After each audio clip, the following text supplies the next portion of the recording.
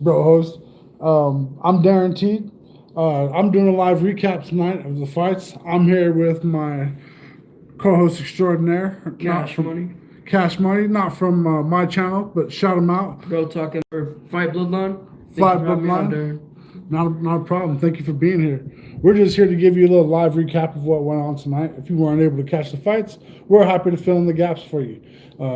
This is going to be strictly opinionated, so nothing is factual other than the information. I mean, I'm giving you information and truth about the fights and how it happened, but I'm going to give you just my take on it because there are some pretty wonky things that went on tonight. We'll start and just do the main card. We'll start with the lightweight division. Kyle Nelson versus Matt Frevola. We got Kyle Nelson with the decision. So Kyle Nelson put out the better body of work. I feel like he was in there and just kind of in it to win it. I didn't see him any kind of pumping on the brakes. He had total strikes 92 over Frevola with his 60. Significant strikes, he had 63 over 43 for Frevola. And I mean, it's obvious in the card. You can see why the judges went in favor of this decision with Kyle Nelson. What do you think? How do you feel about it, Cassius? So I think Kyle Nelson was robbed of a first round knockout because he did drop him at the very end of the first, and it looked like he was out. It looked like the ref stopped it. All the commentators said it was over, but I think it was dominance. I thought Kyle Nelson won, but I feel like they robbed him of a first round finish.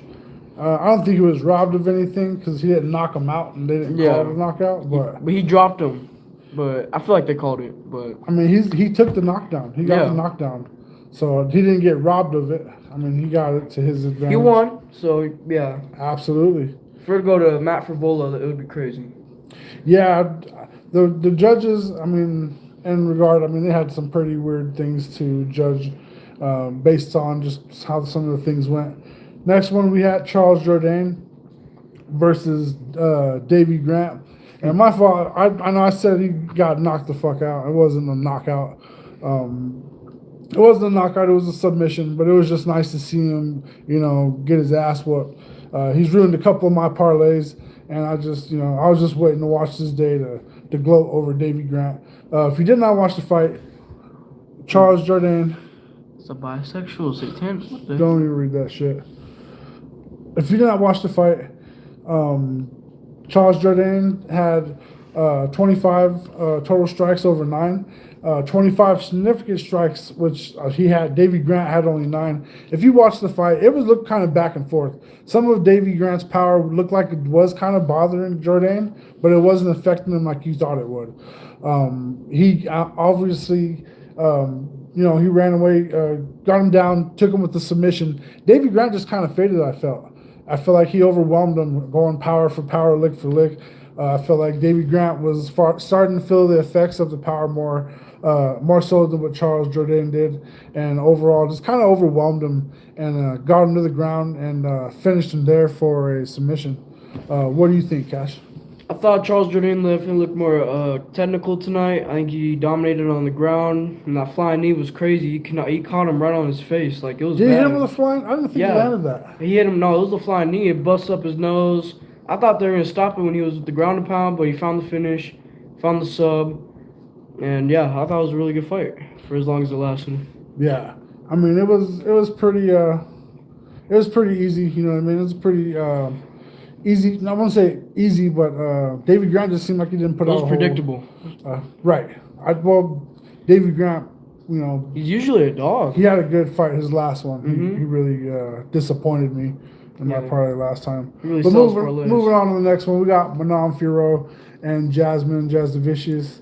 This one was an awesome fight. I thought it was good. If you watch on the track on our video, it happened exactly how I said it was going to go down. Manon Firo had the power. She just didn't have the crisp like boxing.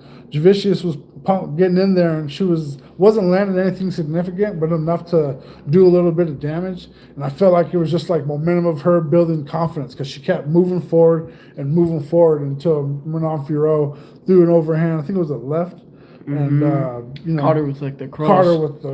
with a hard hit, Had to do a and stinky she leg. never got to recover from it. And yeah, it was a first round knockout. It was an awesome fight. I mean, what more can you expect out of Montefiore? You know what I mean? I thought she was going to overwhelm her with her wrestling. She didn't even have to do that. Vicious, I thought, was going to try to overwhelm her with her striking, just like I called. She kept moving forward. You know what I mean? Like pressing forward as the fight went on. She wasn't trying to do a whole lot of counter striking, so she kind of walked into what she got. I'm not going to go through the breakdown of stats on this, but what do you think, Cassius? I think Montefiore, she finished it really quick, man. That cross did a lot of damage. Like she caught her quick and early, made her do the stanky leg, and finished it early. Like she cracked her. It was over quick. She got her so good that Jazz the Vicious, like when she cracked her, her leg got all fucking wonky, and she went to the ground, and Firo was just hitting her over and over again to where the Vicious looks like she was out on her head on the canvas, and then like she kind of woke up, and then that's when the ref stopped it, and she was like confused, like why'd you stop it? Like I was fine. Like no, you fucking weren't. Like you were just getting your ass kicked. You just took a 3-second nap on the canvas, and you woke up, and you woke up in the middle of a fight. It's just not how. That's not how things go. Hey, how's it going, Scorpion? How's it going, Brian Cruz? Yeah, I don't even speak that language, but how we doing today, guys?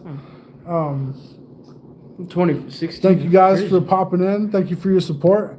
If you haven't subscribed, hit that subscribe button.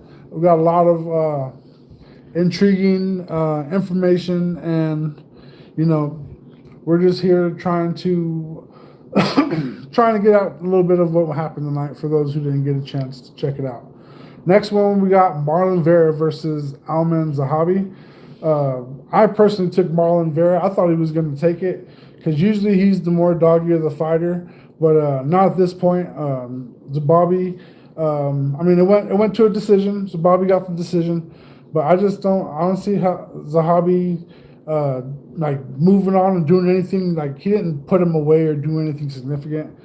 He did outlast, Cheeto. Cheeto's just not the same Cheeto anymore. He's not the guy who's going to come in there and try to open your face up with his knees and his elbows. I feel like he's a little bit more calculated, and he doesn't throw caution to the wind as like he used to. Not for like these type of fights, you know what I mean? But yeah, shout out to Zahabi for getting the win over Marlon Vera. Vera still a good fighter. Still has a little bit of tread left on the tires, I feel. What do you think, Cassius? Yeah, I don't think Cheeto's the same guy as he was a couple years ago. He's on a pretty big losing streak thing right now. And, a lot of people said it was a robbery, but I believe Zahabi won. It was a super close fight. They went back and forth with Marlon Vera getting a knockdown in the third. But Marlon Vera did get a knockdown. He did get credited for a knockdown. He's a dog, too. Technically, the stats was 56 to 81. Zahabi had the 81, obviously. Marlon Vera had 56 significant strikes. Zahabi had 81. No takedowns. We had one knockdown from Marlon Vera. I mean, I didn't see Zahabi doing enough to get the win after getting knocked down. So I could see what Cassius is talking about. Like, yeah, it's kind of controversial. But because he wasn't like beating the shit out of him or anything. It was just kind of. It was back and forth. Yeah, back and forth in the fight. He was doing the lesser body of work, but he didn't get a knockdown. Let's see what we got.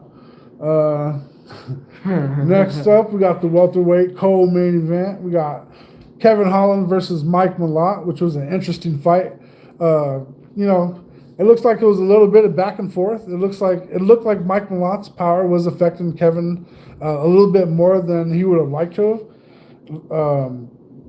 He caught him with a crotch shot, and then another crotch shot not long after that. And after that, like Kevin Holland was just in extreme pain. He was on the ground, holding himself, just not really. And I mean, he used every bit of his grace period he had to come back to the fight and some, right? So then later on in the second round, he's sitting there, pitter-patting, like fighting a little bit, but like he'd turn away after an exchange, trying to nurture his injury or what was going on. To where I thought if it would have been something like either your nuts are hanging out of your sack or something, you know what I mean? Like you had a hernia or something. But he seemed to have been throwing punches and some kicks and whatnot. I just felt like, personally, I feel like Holland's head just wasn't in it. I don't think he went in there and expected the impact that it was going to have on him, that Mike Malot's power and his crisp boxing was going to have on him. And yeah, I felt like he was a little bit defeated. And then second round, he kind of took off, kind of nurturing it, being like, "Oh my gosh!" And you can see he wasn't. Mike Malott wasn't really doing his best or going full trying to hurt. You know what I mean? Holland, because he wasn't trying to get disqualified, because you can see Kevin was really trying to stop the fight. He really didn't want to be in there, which he should have called it essentially, but they gave you time and they gave you an opportunity to not go back in there and fight, and you took it. So he would have gotten the loss if he would have quit at that point. So, I mean, what do you expect? So, yeah, I just didn't think it was a very good fight. Mike Malott we could give him a better competitor, somebody that's going to give him a good fight for 3 rounds. Nothing to Kevin Holland. I mean, you've done your thing or whatnot. I just didn't think, he doesn't always show up to fight. That's Kevin Holland. He doesn't always show up to fight. Sometimes he shows up and he's really determined and wants to be skillful and tactic, and there's other times where he shows up and he's just like, man, I just want to get the fuck out of here. So, that's just my own personal opinion. I hope he's not really hurt. If he really is, I feel really terrible. I'm just going off of my opinion, of course. I hope he is okay, though, overall. What do you think about this matter, Cash? I thought Kevin Holland, man, he got cup checked a lot, and he got definitely hurt in that second round. You saw Mike Malott. He was putting the pace on him. Looked like Kevin in that last couple seconds, he was like hurting a lot, grabbing his cup. It was bad. I hope Kevin is okay. But I'd say pretty dominant fight from Mike Malott. I think it would have been very different if Kevin Holland had not have gotten cup kicked. I agree. I mean, I think it would have put at least a better fight.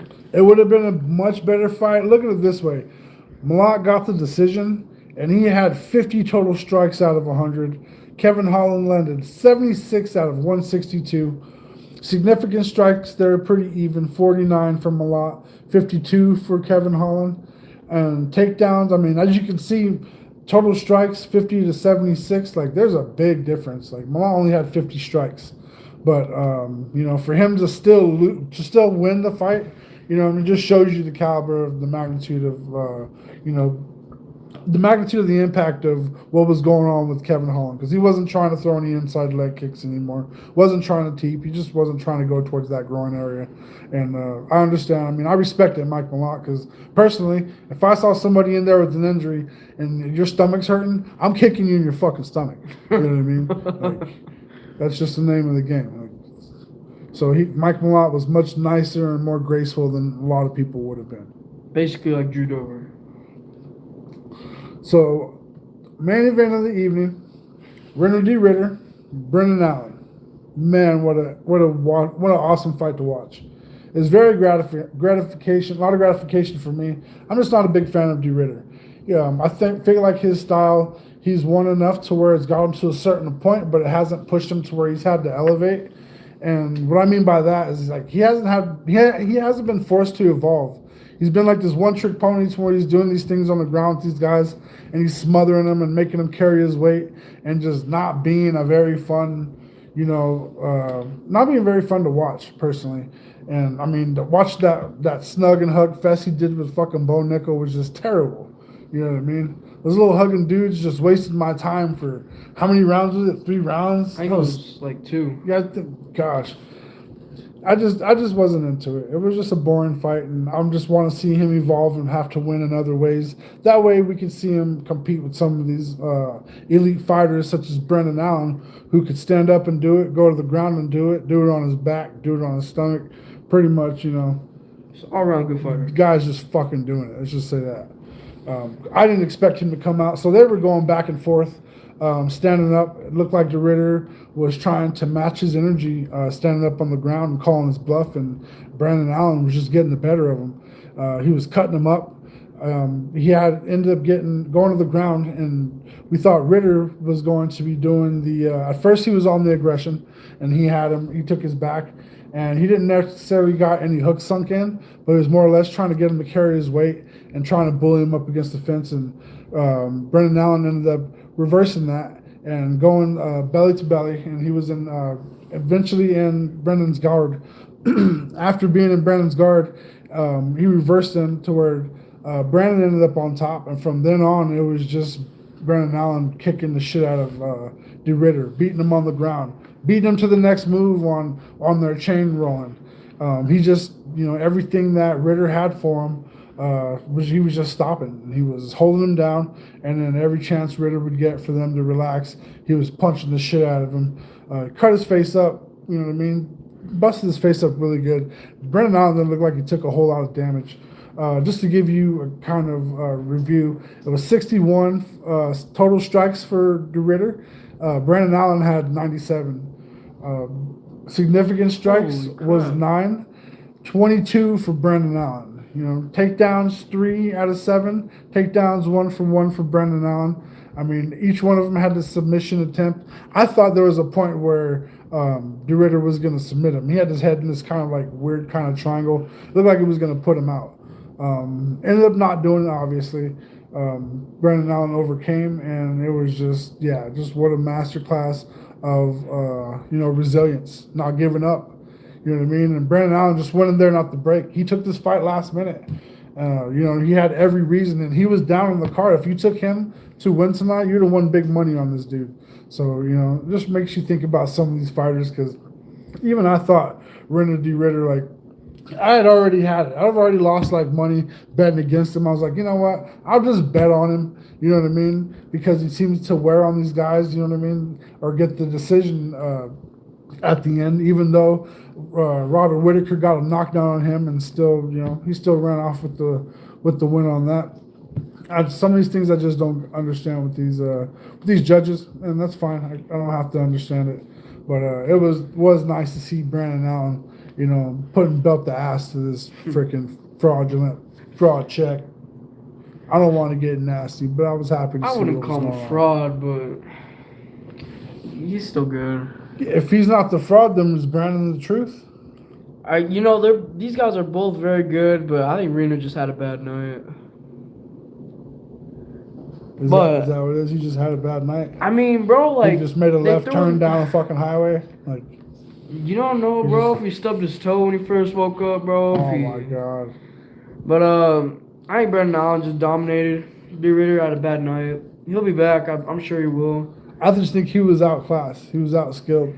He was outdogged. I don't think Brandon wasn't going to leave there losing tonight, no matter which way Renner wanted to go about it. Especially being on short notice, too, against Reno de Quitter. Yeah, what a freaking... Imagine getting a last-minute phone call and to come in and beating the shit out of this dude that's headlining this card.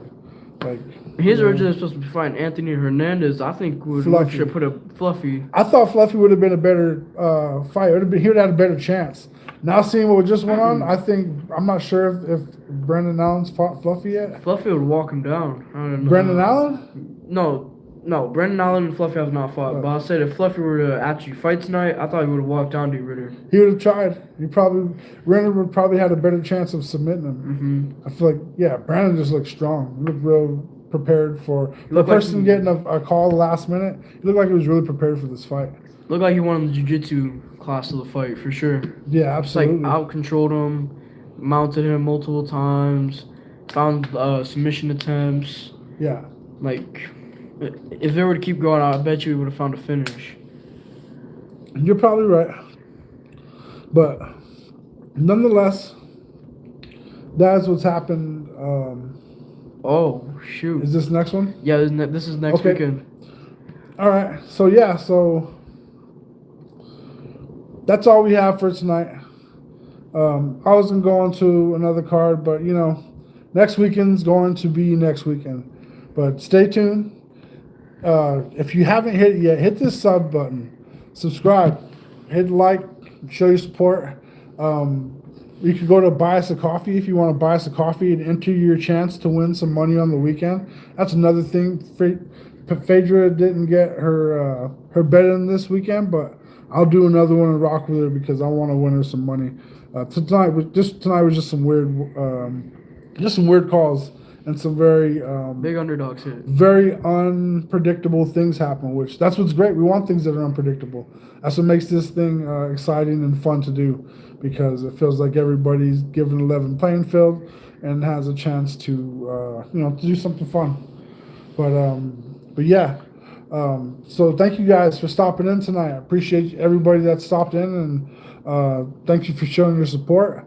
I'm Darrenteed, Bro Talk MMA. Thanks for my co-hosts, Cash Money. I'll fight Bloodline. Make sure y'all go sub it up. Make sure you go check that out. Yeah. Thank you guys so much. You guys be safe, be blessed, and we out.